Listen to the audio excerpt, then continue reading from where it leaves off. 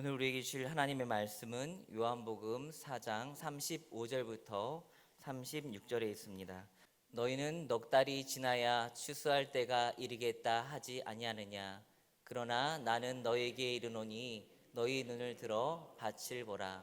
희어져 추수하게 되었도다. 거두는 자가 이미 삭도 받고 영생에 이르는 열매를 모으나니 이는 뿌리는 자와 거두는 자가 함께 즐거워하게 하려 함이라. 아멘. 네, 요한복음 4장 35절부터 36절까지 일상에서 선교적인 삶을 살라라는 제목으로 말씀을 나누도록 하겠습니다. 우리 옆에 있는 분하고 인사하겠습니다. 성령으로 충만합시다. 네, 앞에 계신 분하고 인사할까요? 예수님 안에서 좋은 일이 일어납니다.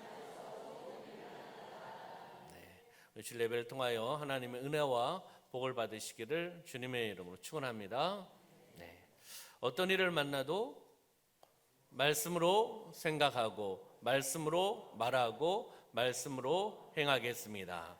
아멘. 그런 믿음으로 그런 말씀으로 살아내시기를 소망합니다. 네. 20세기 독일의 세계적인 석학이고 신학자인 에빌 브루너는 이렇게 이야기합니다. 불은 타오르기 위해서 존재하듯이 교회는 선교를 위해서 존재한다라고 이야기를 합니다. 불은 타오르기 위해서 존재하고 교회는 선교를 위해서 존재한다. 이 의미는요, 선교적인 삶을 추구하는 교회가 바로 교회다운 교회이다. 선교적인 삶을 사는 성도가 바로 주님이 기뻐하시는 삶의 방향으로 살아나가는 것이다라는 것을 이 신학자는 의미를 하는 겁니다.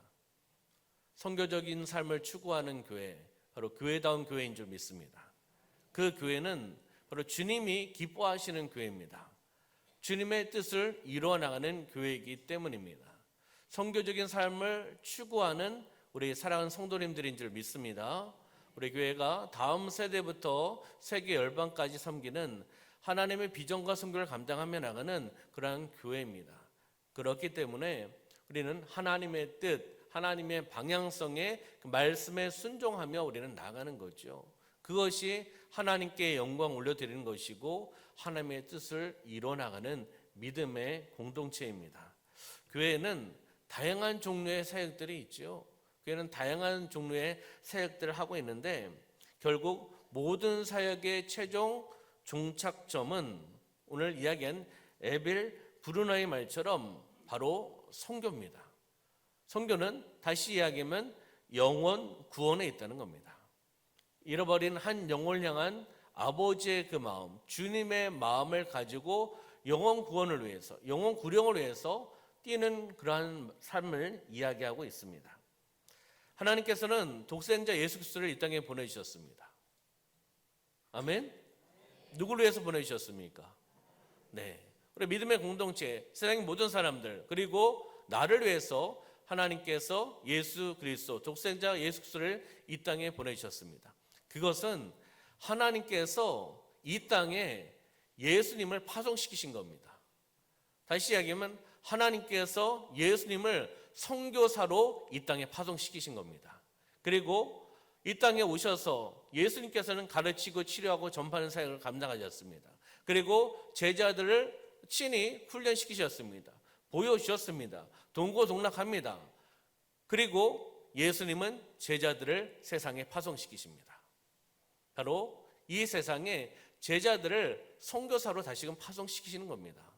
그러면 우리의 삶 가운데 오늘 본문에서 일상에서 선교적인 삶을 살려면 어떻게 살아가야 될까?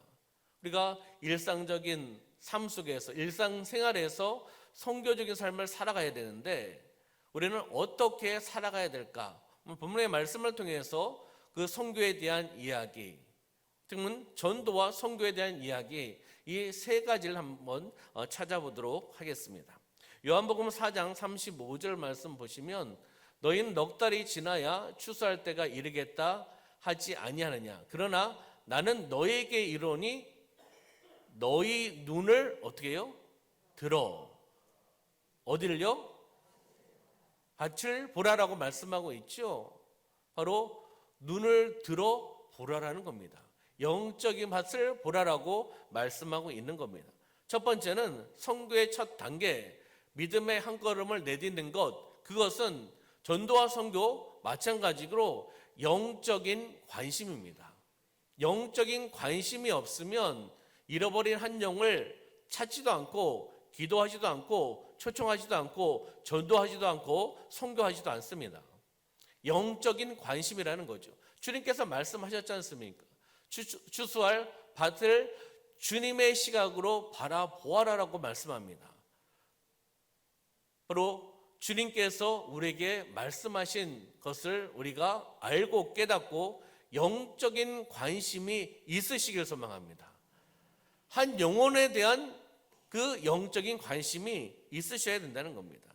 주님께서는 무엇을 바라보셨습니까? 영적인 밭을 바라보셨다는 겁니다.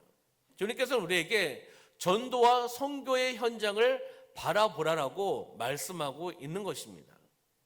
주님께서는 추수할 때가 되었음을 말씀하십니다. 그러면서 여기서 추수라는 단어를 쓰고 있죠. 추수는 전도와 선교를 통해서 주님이 그 영혼을 거둬들이신다는 의미입니다. 전도와 선교를 통해서 주님께서 그 영혼을 거둬들이신다라고 말씀하고 있는 겁니다. 우리는 삶의 현장에서 추수를 기다리고 있는 갈급한 심령들이 있습니다. 복음을 기다리는, 예수 그리스도를 기다리는 그 갈급한 심령들이 있다는 겁니다. 우리는 그 심령을 찾으셔야 돼요. 영적인 관심을 가지고 그 심령을 찾으셔야 된다는 거죠. 준비된 심령이 있습니다. 그렇기 때문에 우리는 기도하고 그 준비된 심령이 누구인가? 갈급한 심령이 누구인가? 복음을 듣기를 원하는 심령이 누구인가? 예수님을 만나기를 원하는 심령이 누구인가를 우리는 바라보셔야 된다는 겁니다. 그 마태복음 9장 36절 말씀 보면 무리를 보시고 그다음에 어떻게 말씀하고 있죠? 불쌍히 여기시니 이는 그들이 목자 없는 양과 같이 고생하며 기진함이라고 말씀합니다. 목자 없는 양, 어떻게 살아갈 수 있겠습니까? 목자가 없다면 양은 살아갈 수가 없지요. 그러니 목자 없는 양과 같이 고생하고 기진함이라고 말씀합니다. 우리를 보시면서 예수님께서는 그들을 불쌍히 여기셨다는 거예요. 불쌍히 여기시는 마음. 이것이 바로 주님의 마음입니다. 목자의 심장이라는 거예요. 잃어버린 한 영을 향한 주님의 그 마음, 아버지의 마음, 목자의 심장을 갖고 있는 사람은 불쌍히 여길 수밖에 없습니다. 국률의 마음이 있을 수밖에 없다라는 거죠. 하나님을 떠나서 고통으로 신음하고 있는, 방황하고 있는 그 무리를 보시면서 불쌍히 여기셨다는 겁니다.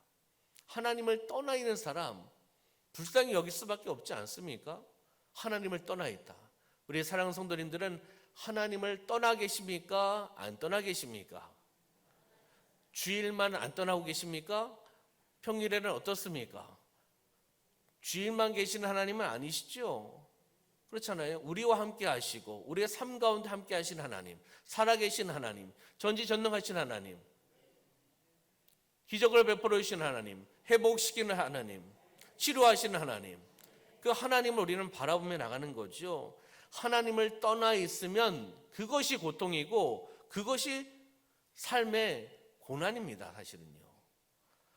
그래서 예수님께서는 하나님을 떠나, 목자를 떠나 고통으로 신음하고 있는, 방황하고 있는 그 무리를 보시고 불쌍히 여기셨다는 겁니다. 이 불쌍히 여기는 마음이 우리의 마음에도 그 마음이 있어야 돼요. 하나님을 떠나 있고 예수님을 알지 못하고 예수님을 인격적으로 만나지 못한 세상에서 있는 그 사람들을 바라봤을 때 불쌍히 여기는 마음이 되셔야 되는 거예요. 아, 그들은 세상에서 잘 먹고 잘 사는구나, 이렇게 바라보지 마시고, 그렇잖아요. 혹 육적으로, 환경적으로 잘 먹고 잘 살 수도 있습니다.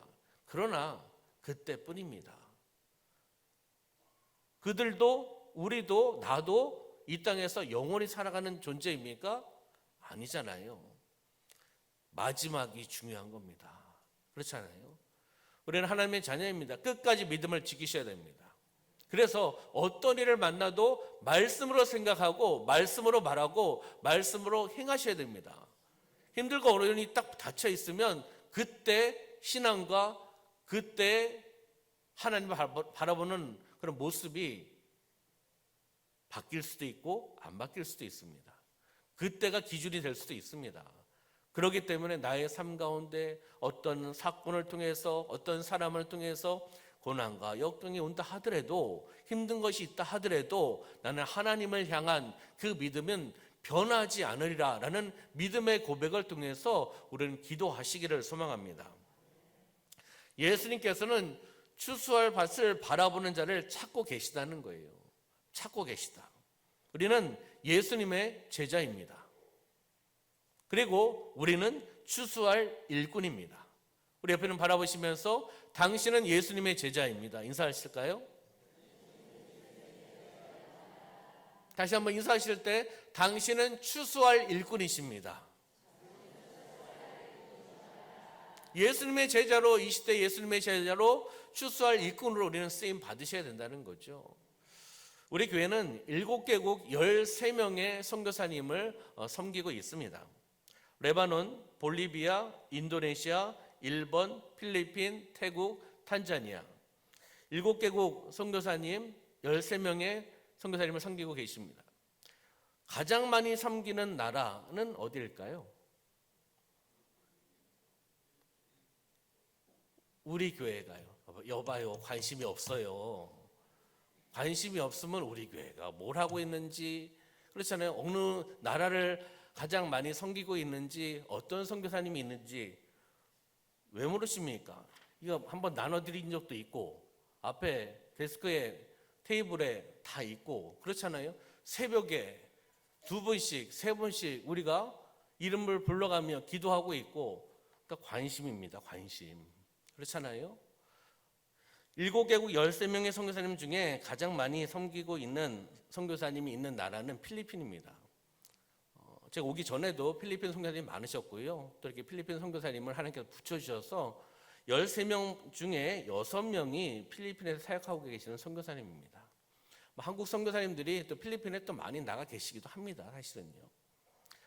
작년부터 저희 마음 가운데 그 필리핀 선교사님들, 그 선교지에 대한 마음을 영적인 그 관심과 사랑에 대한 부분들을 더 많이 이렇게 주시더라고요. 관심이 아예 없었다는 게 아니에요. 관심을 갖고 있고 함께 동역하고 있고 기도하고 있었는데 작년부터 더 많은 영적인 관심을 저에게 허락해 주셨습니다.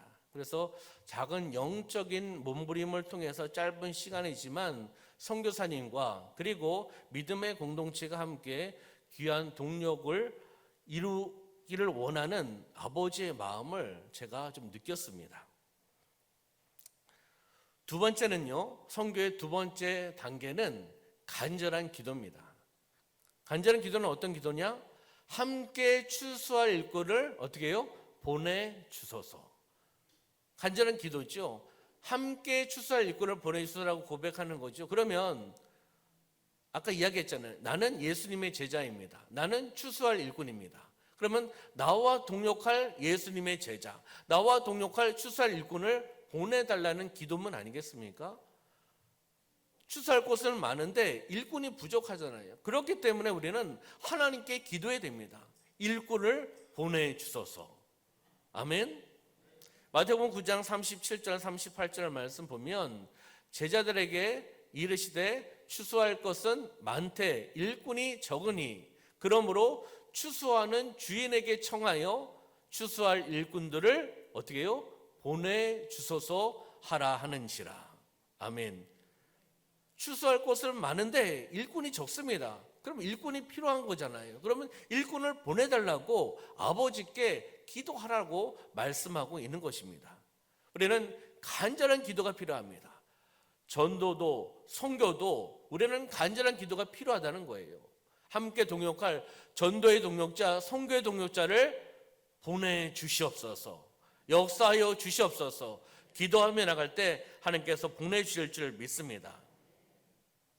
주님께서는 사람을 통해 일하시기도 합니다. 그리고 그 사람을 통해 하나님의 뜻을 이루어 나가시기도 합니다.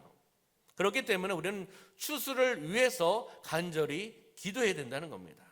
하나님께서 우리에게 소원과 마음의 감동을 주실 때가 있습니다. 그러면 그 소원과 마음의 감동을 가지고 어떻게 해요? 기도해야 되죠. 간절한 기도함이 있어야 된다는 겁니다. 기도를 통해서 하나님 일하시고 하나님 기뻐하십니다. 그리고 또한 그 행하시는 하나님을 바라보면서 우리도 기쁨을 누리고 우리도 감동받고 살아계신 하나님을 다시 한번 기도의 응답을 통해서 경험할 수 있는 줄 믿습니다. 우리의 힘으로는 감당할 수가 없지요.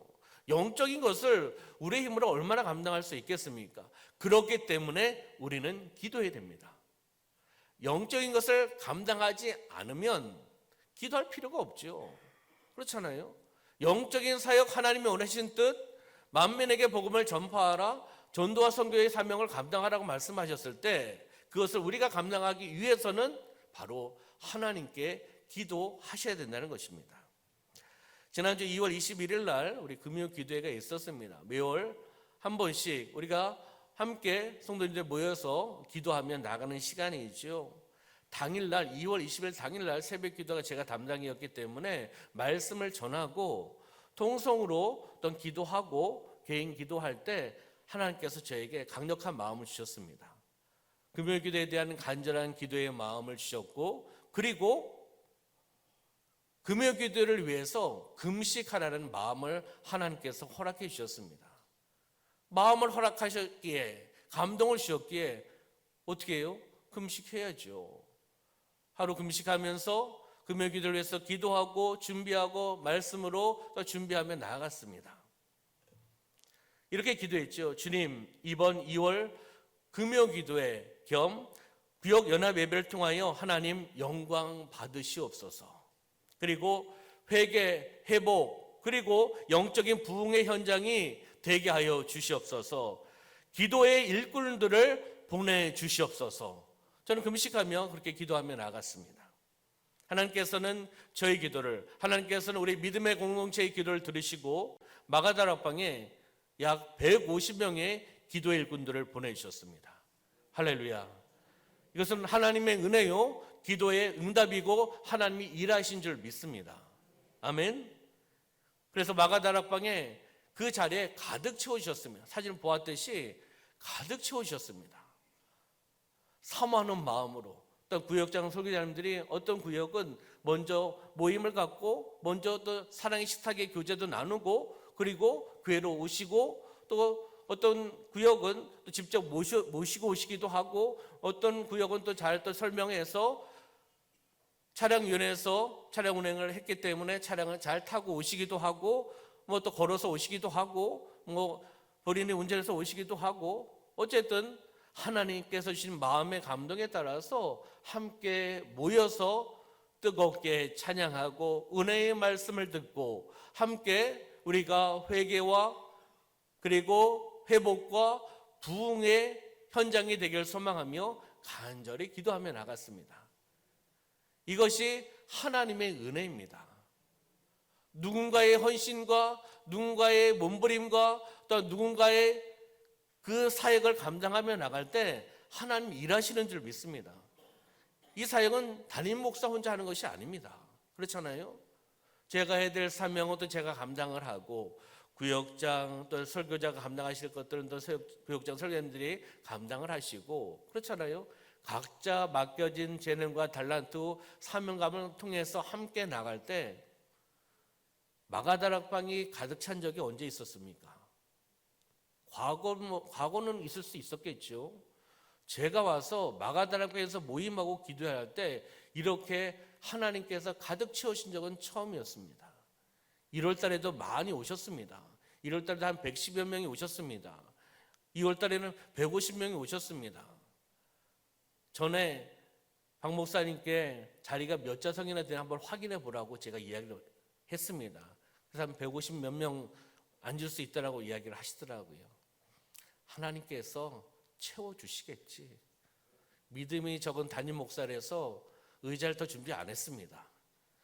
거기까지 채워주시더라고요. 저는 하나님의 은혜입니다. 성도님들이 이제 금요기도에는 예루살렘 성전 가서 해야 되지 않나요? 라는 이야기도 나옵니다. 저는 그래도 마가다락방에 살 겁니다. 왜요? 함께 집중하고 늦게 오면 서서 기도해야 하고 그렇잖아요. 찬양하기 전에 거의 좌석이 다 찼습니다. 늦게 오신 분들은 깜짝 놀라시더라고요. 앉을 자리가 없는 거예요. 그러니까 권사님들이 잘 안내하셔서 자리는 다 앉게 해드렸습니다. 우리가 일상적인 삶 속에서 기도하셔야 됩니다. 기도해서 하나님의 은혜를 받으시기를 소망합니다. 우리 일상적인 삶 속에서 이렇게 기도해야 되지 않을까요? 주님의 마음과 시선을 주옵소서. 주님의 그 마음, 주님의 그 시각, 시선, 잃어버린 한 영혼을 향한 그 마음을 주시옵소서. 영혼을 사랑하는 마음을 주옵소서. 함께 추수할 일꾼을 보내주시옵소서. 추수의 사명을 감당할 성령의 충만한 그 능력을 부어주시옵소서. 우린 이렇게 간절히 기도하셔야 될 줄 믿습니다. 아까 말씀드렸죠. 필리핀에 대한 영적인 관심, 마음 또 하나님께 주셔서 작년부터 이제 기도하기 제가 시작을 했습니다. 하나님의 때를 기다리는 거죠. 하나님 어떻게 해야 됩니까? 하나님께서 그런 영적인 관심과 사랑, 마음을 주셨는데 어떻게 해야 될까요? 라고 기도하면서 또 하나님의 때를 기다렸습니다. 어느 믿음의 공동체와 함께 필리핀 땅을 선교해야 될까요? 라고 그 선교사역에 대한 그 마음을 주셔서 간절히 기도하며 나갔습니다. 그래서 연말 연초가 돼서 하나님께서 저에게 응답해 주셨습니다. 하나님께서 장로의 공동체와 함께 가라는 마음을 주셨습니다. 지금 장로님들과 함께 그 선교 현장, 필리핀 선교 현장 가장 많이 섬기고 있는 선교사님들 선교지를 탐방을 하고 함께 선교를 감당하라는 그런 마음을 허락해 주셨습니다. 기도할 때 하나님께서 응답해 주시는 줄 믿습니다. 세 번째는요, 선교의 세 번째 단계는 가는 겁니다. 그 가는 것은 말씀의 순종입니다. 하나님의 말씀의 순종이죠. 선교의 현장으로, 전도의 현장으로 가라. 하나님께서 말씀하시는 거예요. 주님께서 말씀하시는 겁니다. 가볼래? 복음을 전해볼래? 복음을 전했으면 좋겠어. 이렇게 하신 분들이 아닙니다. 그렇잖아요? 하나님께서는 어떻게 말씀하셨습니까? 만민에게 복음을 전파하라라고 명령하시는 거예요. 청령도 아니고 음영도 아닙니다. 명령하신 거예요. 명령하셨기에 하나님의 자녀라면서요. 그렇잖아요. 예수님의 제자라고 고백하면서 우리가 하나님의 말씀에는 어떻게 합니까?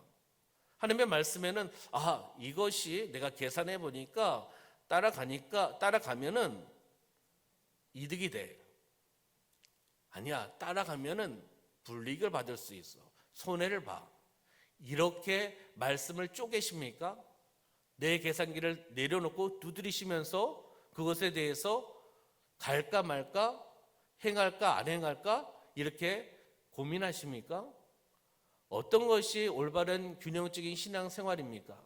제가 말씀을 안 드려도 우리 사랑하는 성도님들은 다 알고 계시고, 그리고 제가 예를 들었던 그러한 신앙생활은 안 하실 겁니다. 하나님 말씀하셨기에 우리 사랑하는 성도님들은 말씀이기에 혹 내가 이해가 되지 않는다 하더라도 우리는 아멘 하면서 그 사명을 감당할 줄 믿습니다. 아멘. 그러면 요한복음 20장 21절 말씀 보면 예수께서 또 이르시되 너에게 평강이 있을지어다. 아버지께서 나를 보내신 것 같이 나도 누굴요? 너희를 보내노라.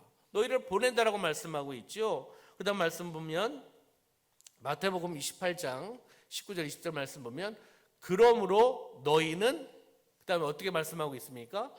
가서라고 말씀합니다. 한글 번역은 가서라고 되어 있지만 원문의 원래 의미는 가라라는 뜻입니다. 그렇죠? 가야 되잖아요. 가라. 모든 민족을 제자로 삼아 아버지와 아들과 성령의 이름으로 세례를 베풀고 내가 너에게 분부한 모든 것을 가르쳐 지키게 하라. 볼지어다 내가 세상 끝날까지 너희와 항상 함께 있으리라 하시리라 라고 말씀합니다. 가라라고 먼저 말씀하신 겁니다. 가라. 가서 행하라라고 말씀하고 있는 것이죠. 마가복음 16장 15절 말씀 보면 너희는 온 천하에 다니며 만민에게 무엇을요? 복음을 전파하라라고 말씀하고 있는 것입니다. 하나님 말씀하신 겁니다. 주님께서 말씀하신 거죠. 예수님께서 이 땅에 오셔서 맡아서 사역하셨던 구원의 위대한 그 사역을 누구에게 위임하셨습니까? 그 구원의 위대한 사역, 예수님께 하셨던 사역을 누구에게 위임을 하시고 떠나셨습니까? 그 제자들은 누구죠?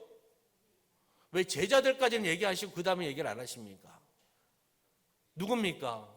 우리 믿음의 공동체죠. 구체적으로 얘기하면 납니다. 우리 개인에게 주신 구원 사역에 대한 위임 받은 자가 바로 우리 개인이라는 거예요. 제자들까지는 잘 얘기합니다. 그렇잖아요? 그 제자들, 예수님의 제자들 얘기하신 거예요? 맞죠. 그 다음엔요, 이 시대 예수님의 제자들 누굽니까? 우리입니다. 믿음의 공동체입니다. 그리고 구체적인 그 제자들 공동체의 제자, 그 제자는 바로 나라는 거예요. 그러면 그 구원의 사역, 위대한 사역을 위임받은 자가 바로 제자인 나라고 여러분들 믿음으로 고백하셔야 되는 겁니다. 아멘. 우리도 예수님의 그 사역을 감당하기를 소망합니다. 이 구원에 대한 사역은, 전도와 선교에 대한 사역은 세상이 끝날 때까지 계속 이루어져야 될 사역입니다. 주님께서 지금 우리에게 말씀하고 계십니다. 내 신분과 권리, 욕심을 내려놓고 전도와 선교의 현장으로 가라라고 말씀하고 있는 것입니다. 우리가 갖고 있는 것을 내려놓고, 그렇잖아요? 우리의 삶의 자리, 일상생활에서 전도와 선교의 현장으로 가라라고 말씀하고 있습니다. 가야 된다는 거죠. 가야지 만날 수 있고, 가야지 복음을 전할 수 있고, 가야지 추종할 수 있고, 가야지 전도할 수 있고, 가야지 선교할 수 있는 것입니다. 가만히 앉아 계시면 안 됩니다. 당연히 기도해야죠. 기도하고 가셔야죠.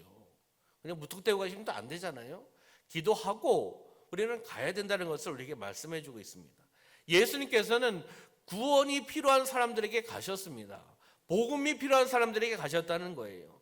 인류를 구원하시기 위해서 십자가에서 달리셨습니다. 십자가에서 죽으셨습니다. 그리고 부활하셨습니다. 누구를 위해서요? 바로 나를 위해서. 나를 살리시기 위해서 그분은 하나님의 부르심, 하나님의 사명을 가지고 이 땅에 파송되셨고, 선교사로 오셨고, 그리고 그 제자들을 훈련시키셨고, 그 제자들 세상에 또 다시금 파송시키시고, 그리고 그 제자들을 통해서 복음이 전파되게 되었고, 그리고 우리가 그 복음을 들었고, 이 시대 예수님의 제자의 삶을 살아가고 있고, 예수님이 원하시는 그 뜻을 우리도 이 땅에서 이루어 나가셔야 될 줄 믿습니다. 몇 분의 선교사님의 이름을 한번 이야기해 보도록 하겠습니다. 알 수도 있는 선교사님들 이름입니다. 모르실 수도 있고요. 그래서 제가 이야기하는 거예요. 선교사님들 이름인데요. 윌리엄 캐리는 인도로, 리빙스턴은 아프리카로, 토마스와 아펜젤러와 언더우드는 어디로요? 조선으로, 조국 대한민국으로 하나님께서 보내주셨습니다. 뒤에 직분을 생략하고 이렇게 한번 이야기를 한번 나눠보도록 하겠습니다. 정바울은 레바논으로, 김이삭은 볼리비아로, 최원금은 인도네시아로, 최남도는 일본으로, 김성재, 김세광, 박철환, 이호셉, 이용수, 홍영기는 필리핀으로, 김학봉, 송희규는 태국으로, 임수영은 탄자니아로. 이분들은 누굽니까? 선교사님들입니다. 우리가 섬기고 있는 7개국 13명의 선교사님들입니다. 하나님의 부르심을 받고 척박한 땅, 알지도 못하는 곳, 언어도 되지 않는 그곳으로 하나님이 부르셔서 그 부르심을 통해서 선교의 현장으로 가신 분들입니다. 우리나라에 선교에 관심을 갖고 있는 많은 성도님들이 계십니다. 실제로 그 관심을 갖고 있고 기도하는 성도님들 중에 실제로 해외에 나가셔서 선교 사역을 감당하고 평신도든 목회자로서 선교사님이든 사역을 감당하고 있는 해외 선교사님들, 헌신하고 있는 분들은 통계적으로 보면 1% 미만입니다. 그러면 100%로 잡고 그냥 1%라고 생각을 하면 선교에 관심을 갖고 있는 99명은 어디요? 한국에 있다는 겁니다. 한 분은 하나님의 부르심을 통해서 선교사로 선교지에서 사역을 하시는 분이지요. 그렇다면 국내에 남아 계시는 하나님의 뜻, 하나님의 방향, 선교에 대한 사역을 감당할 99%의 성도님들은 이 땅에서, 한국에서 무엇을 하셔야 될까요? 어떻게 살아가셔야 될까요? 바로 중요한 것은요, 일상에서 선교적인 삶을 살아가야 되는 겁니다. 일상에서 선교적인 삶을 살아가는 것이 해외에 파송되어 있는 선교사님들을 동역하고 돕는 것입니다. 그것이 하나님의 말씀에 순종하며 나가는 길인 줄 믿습니다. 만약 내가 갈 수 없다면, 그렇잖아요. 선교사를 보내는 선교사의 마인드로 어디에서요? 일상생활 속에서 나의 삶의 자리에서 그 마인드를 가지고, 선교의 마인드, 선교의 신앙관을 가지고 신앙생활을 감당하며 나가는 겁니다. 그래서 선교사님들을 위해서 또한 기도하고 마음을 나누고 사랑을 나누고 물질을 나누고 재능을 나누며 나아갔을 때 바로 선교사역을 함께 이 땅에서 동참하고 있는 줄 믿습니다. 선교사님을 위한 기도, 사랑, 후원, 그리고 선교지 다음 세대 아이들을 세워나가는 것 또한 선교사역입니다.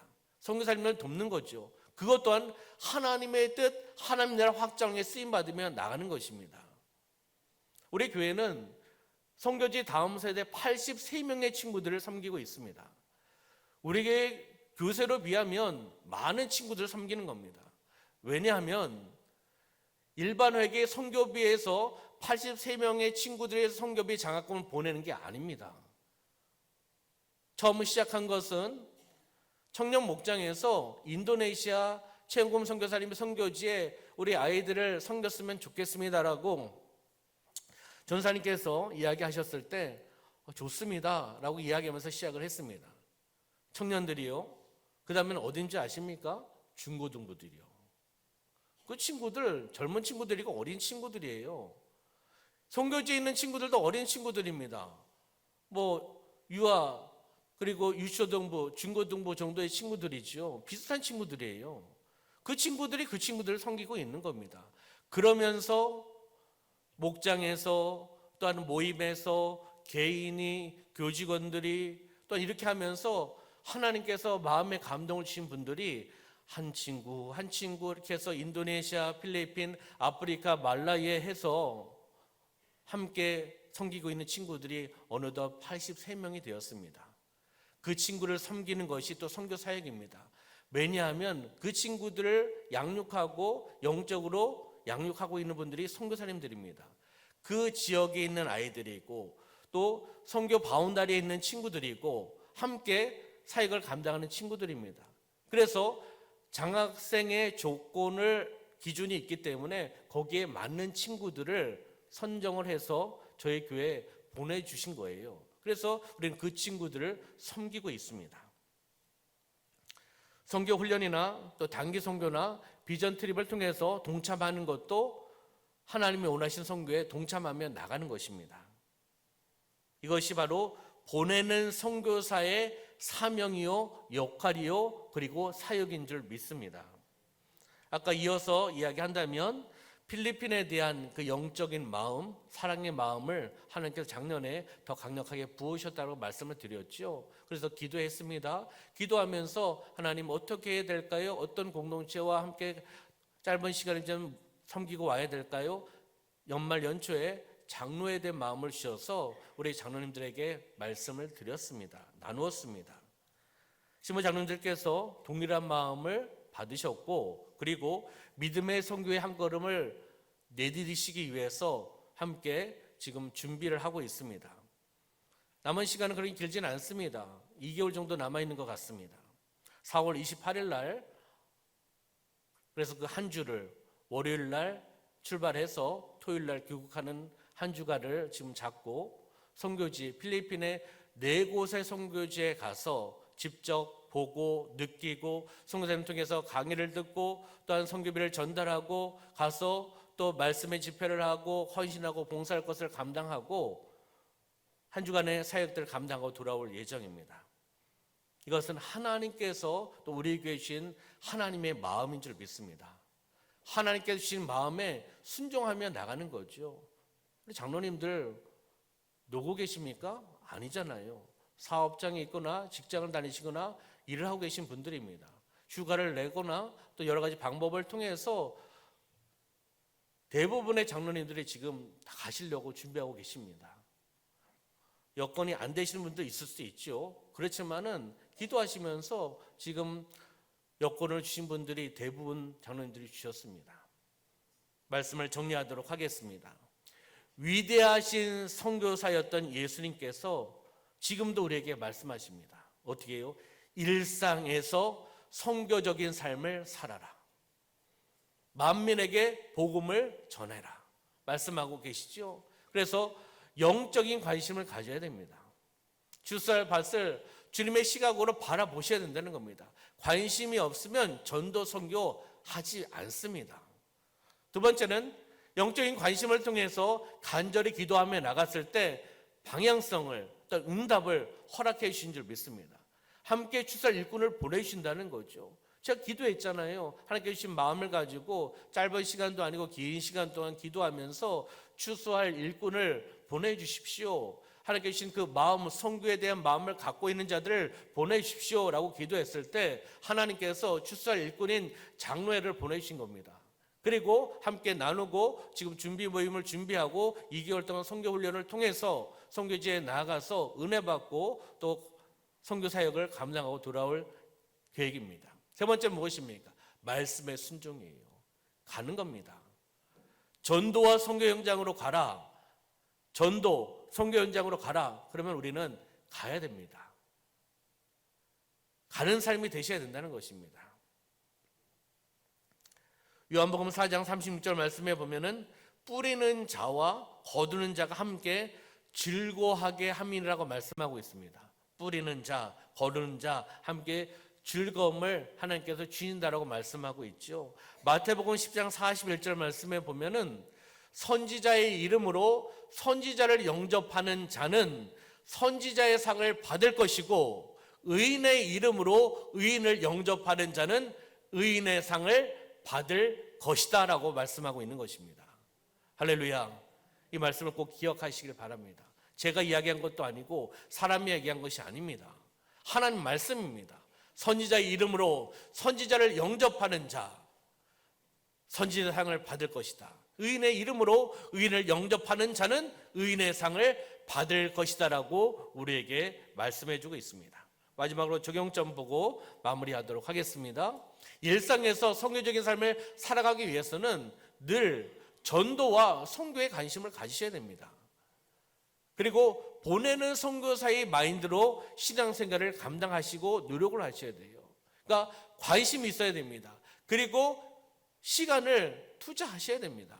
기도의 시간, 마음, 사랑, 또 물질, 또 현장에 나가는 시간, 이것을 투자하셔야 된다는 거죠. 그래서 관심과 중요한 것은 시간입니다. 타임입니다.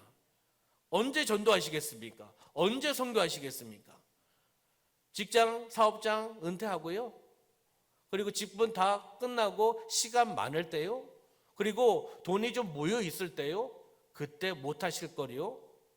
몸도 연약해지고 그때 되면 또 다른 일이 있을 거예요. 그렇잖아요. 중요한 것은 관심과 그리고 타이밍입니다. 하나님의 때예요. 하나님께서 마음을 주셨을 때, 감동하셨을 때 그때가 하나님의 때인 줄 믿습니다. 우리는 전도와 성경을 뒤로 밀어놓으시면 그 사명은 못 감당합니다. 우리는 매일매일 삶 가운데 일상에서 선교적인 삶을 살아가기를 소망하고 전도와 선교를 할 때는 바로 오늘이고 또 내일을 주시면 내일입니다. 내일 모레를 주시면 또 내일 모레이기도 합니다. 하나님의 부르시는 그날까지 우리가 전도와 선교의 사명을 감당하며 나가는 삶이 되시기를 주님의 이름으로 축원합니다. 그리고 가까운 곳에서부터 전도를 힘쓰셔야 되는 거죠. 그리고 사랑하는 마음으로 동참하며 나가는 것입니다. 이것이 바로 일상생활 속에서 성교적인 삶을 살아가는 적용점입니다. 관심과 시간, 그리고 지역과 사랑의 동기. 여러분의 삶 가운데 일상에서 추수의 기쁨, 성교의 기쁨에 동참하며 나가는 이 시대 예수님의 제자로 살아내시기를 주님의 이름으로 축원합니다. 기도하겠습니다. 살아 역사하시는 아버지 하나님, 일상에서 성교적인 삶을 살라고 하신 말씀을 다시금 우리가 바라보며 다시 한번 은혜를 받고 우리가 영적인 관심과 간절한 기도와 말씀의 순종을 통하여 전도와 선교의 현장으로 나아가는 삶이 되어나갈 수 있도록 인도하여 주시옵소서. 성령께서 우리 믿음의 공동체 가운데 역사하여 주시고 기름 부으시고 충만케 하여 주셔서 하나님의 그 선교적인 사명을 감당하며 나가는 삶이 되어나갈 수 있도록 인도하여 주시옵소서. 하나님 감사드리며 예수님의 이름으로 기도드리옵나이다. 아멘.